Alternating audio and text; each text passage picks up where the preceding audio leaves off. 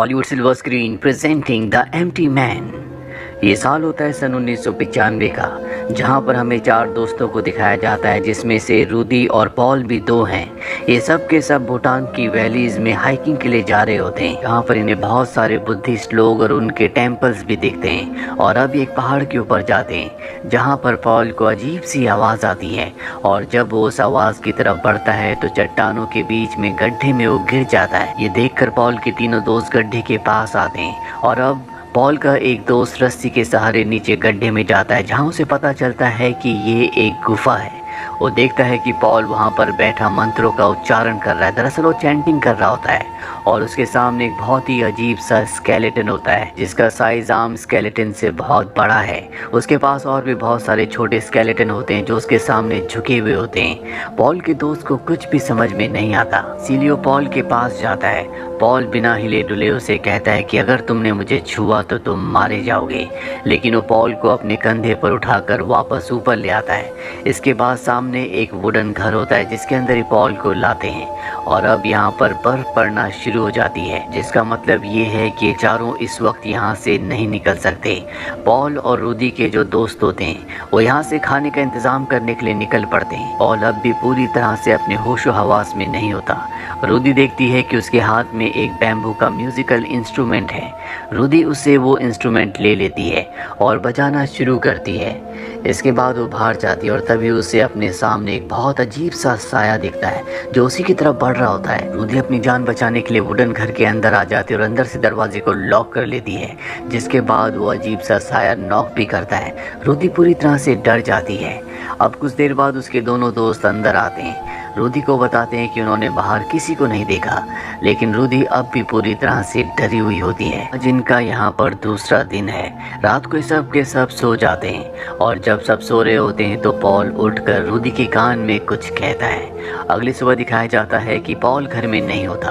उसके पैरों के निशान बाहर की तरफ जा रहे होते हैं। इन तीनों को नहीं पता कि पॉल कहाँ गया है, इसीलिए उसके कदमों का पीछा करते हुए ये तीनों के तीनों पॉल तक पहुँच जाते हैं। वो एक चट्टान के किनारे पर होता है। उसके हाथ में वो बैम्बू म्यूजिकल इंस्ट्रूमेंट होता है जिसे वो बजा रहा होता है, और अब यहाँ पर पॉल का दोस्त उस पर चिल्लाना शुरू कर देता है। वो कहता है कि तुम इस तरह से अकेले नहीं जा सकते, हम सब तुम्हारे लिए डर गए थे। और अब पॉल यहाँ पर कुछ मंत्रों का उच्चारण करता है, जिसके बाद रूदी, जिसके कान में रात को उसने कुछ कहा था, वो पूरी तरह से पोजेस्ड हो जाती है और अपने दोनों साथियों को मार देती है। जिसके बाद वो पॉल को देखती है। पॉल भी उसी को देख रहा होता है। अब रूदी अपनी भी जान ले लेती है। ऐसा लगता है कि पॉल ने इन तीनों को मारा है। अब यहाँ से कहानी 23 साल आगे यानी कि सन 2018 में जाती है, जहाँ पर हमें जेम्स नाम के एक आदमी को दिखाया जाता है। जेम्स की पत्नी और उसके बेटे की एक कार एक्सीडेंट में मृत्यु हो चुकी है। अब वो अकेला है। वो एक सिक्योरिटी स्टोर को ऑपरेट करता है। दरअसल वो अपनी ज़िंदगी में अपने परिवार को खोने के बाद पूरी तरह से फ्रस्ट्रेटेड है। जेम्स एक रेस्टोरेंट में जाता है, जहां पर वो अपने बर्थडे का कूपन देता है, जो कि बहुत ही पुराना होता है। हालांकि आज उसका बर्थडे नहीं है, लेकिन फिर भी रेस्टोरेंट वाले उसके कूपन को एक्सेप्ट कर लेते हैं, जिसके बाद उसे फूड फ्री में दिया जाता है। इसके बाद जेम्स जब घर आता है तो वहाँ पर उसके दोस्त की बेटी, जिसका नाम एमेंडा है, वो उससे मिलने के लिए आती है। दरअसल आज ही के दिन एमेंडा के पिता की मृत्यु हो गई थी, और जेम्स के परिवार की भी आज ही के दिन मृत्यु हुई थी।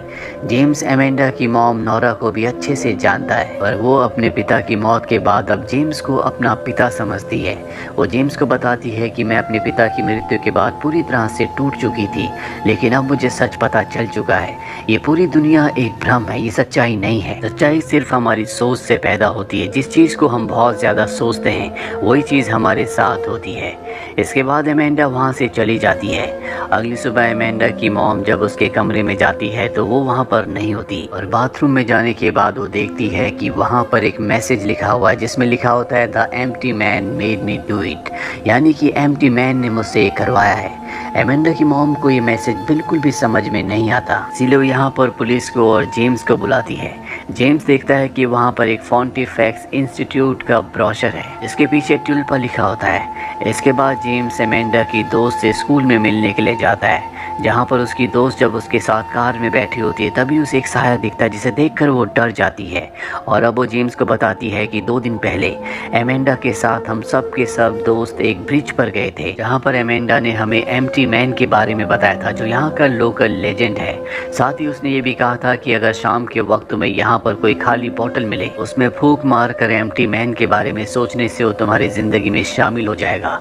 पहले दिन तुम्हें सिर्फ उसकी आवाज़ सुनाई देगी, दूसरे दिन वो तुम्हें दिखेगा और तीसरे दिन वो तुम्हें खुद ढूंढ लेगा। एमेंडा के कहने पर हम सब ने खाली बोतल में ब्लो करने के साथ साथ एम्प्टी मैन के बारे में सोचा था, जिसके बाद हमें अजीब सी आवाज़ सुनाई दी।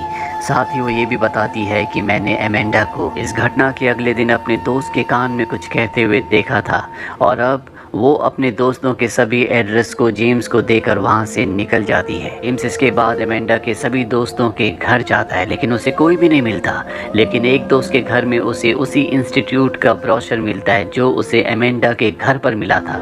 और अब जेम्स उसी ब्रिज पर आ जाता है जहाँ पर इन सब ने खाली बोतल में ब्लो करके एम्प्टी मैन के बारे में सोचा था।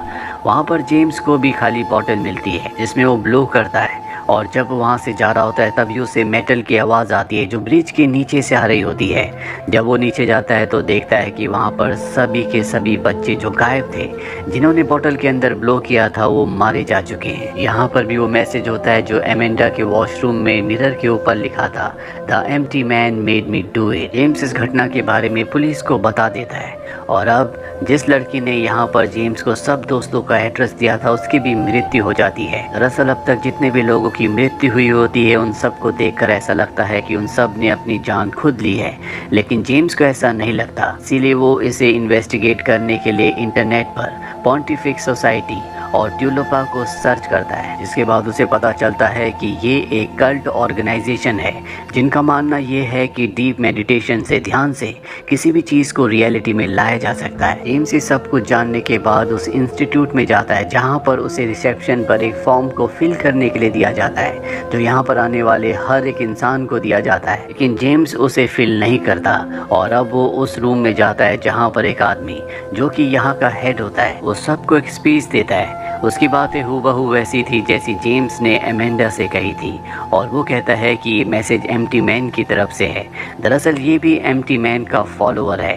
अब स्पीच खत्म होने के बाद जेम्स उस हेड से मिलता है और एम्प्टी मैन के बारे में उससे पूछता है। हेड उसे बताता है कि एम्प्टी मैन एक तरह की पावर है, वो तब तक अपने फॉलोअर्स की विश को पूरा करता है जब तक उसके फॉलोअर्स उस पर पूरी तरह से यकीन करते हैं। दरअसल जेम्स अब भी एमेंडा को ढूंढ रहा होता है क्योंकि उसका कहीं कुछ पता नहीं चला।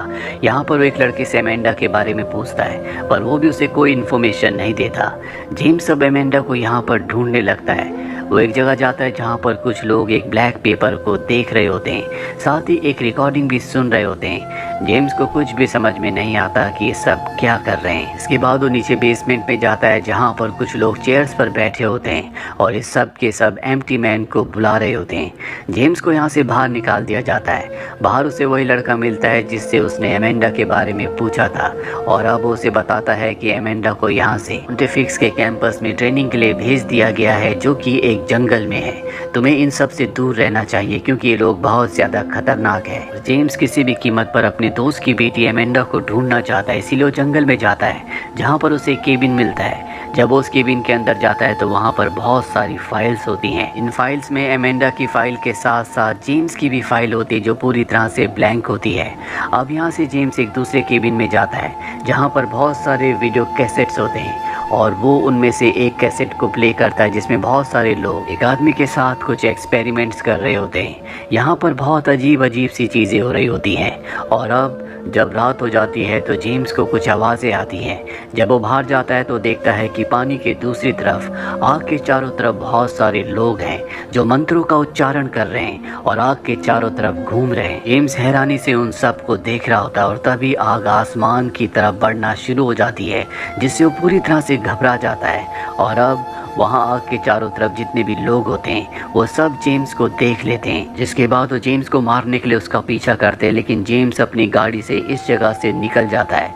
वो सीधा पुलिस स्टेशन जाता है जहाँ पर वो उस ऑर्गेनाइजेशन के बारे में सब कुछ पुलिस को बताता है और पुलिस उसकी बातों पर विश्वास नहीं करती। इसीलिए वो एमेंडा की मॉम के पास आता है और उन्हें बताता है कि एमेंडा ने एक ग्रुप को ज्वाइन किया है जो कि एम्प्टी मैन पर विश्वास रखते हैं। वो सब उसकी पूजा करते हैं और अब यहाँ पर कॉल आता है। जेम्स जब उस कॉल को रिसीव करता है तो कोई उसके कान में विस्पर करता है। इसके बाद जेम्स एमेंडा की मॉम को कहता है कि कल्ट के लोग बहुत खतरनाक है, यानी कि वो ग्रुप जो कि एम्प्टी मैन की प्रार्थना करते हैं और उन्होंने सब बच्चों को मारा है। तुम्हारी जान को खतरा है, मैं तुम्हें किसी सेफ जगह ले जाता हूँ। दरअसल ये दोनों हमेशा से एक दूसरे को प्यार करते थे, लेकिन इन दोनों की शादी अलग अलग जगह हो गई और अब जेम्स एमेंडा की मॉम को एक होटल में ले जाता है और कहता है कि तुम्हें यहाँ पर रहना चाहिए। जेम्स जब सो रहा होता है तभी अचानक से डर कर उसकी आँख खुल जाती है। वो देखता है कि उसके सामने एक साया है। वो उसे मारने के लिए आगे बढ़ता है लेकिन वो साया गायब हो जाता है। और अब अगली सुबह जेम्स एक बार फिर से पॉन्टिफिकेक्स इंस्टीट्यूट जाता है। यहाँ पर वो देखता है कि वो लड़का जिसने उसे फॉरेस्ट के बारे में बताया था वो अपने साथियों के साथ कहीं जा रहा है। जेम्स उनका पीछा करता है। वो सब के सब हॉस्पिटल जाते हैं। जेम्स भी उनके पीछे पीछे हॉस्पिटल पहुंच जाता है। जेम्स देखता है कि वो सब के सब एक आदमी के सामने झुक गए हैं जो आदमी हॉस्पिटल में कोमा में है। जेम्स सब पूरी तरह से कंफ्यूज्ड हो जाता है। इसीलिए बाहर निकलने पर वो उस लड़के को पकड़ लेता है जिसने उसे फॉरेस्ट भेजा था और उसे टॉर्चर करने पर वो लड़का बताता है कि मुझे मेरे ग्रुप के लोगों ने तुम्हें वहाँ पर भेजने के लिए कहा था। जेम्स उससे हॉस्पिटल वाले आदमी के बारे में पूछता है। वो लड़का बताता है कि एम्प्टी मैन उस आदमी के जरिए हमसे बात करता है। जेम्स को इसकी बातों से कुछ भी समझ नहीं आता। इसीलिए शाम होने पर वो एक बार फिर से पॉन्टिफिकेक्स इंस्टीट्यूट में जाता है। वो उस जगह जाता है जहाँ पर सभी फाइल्स होती है।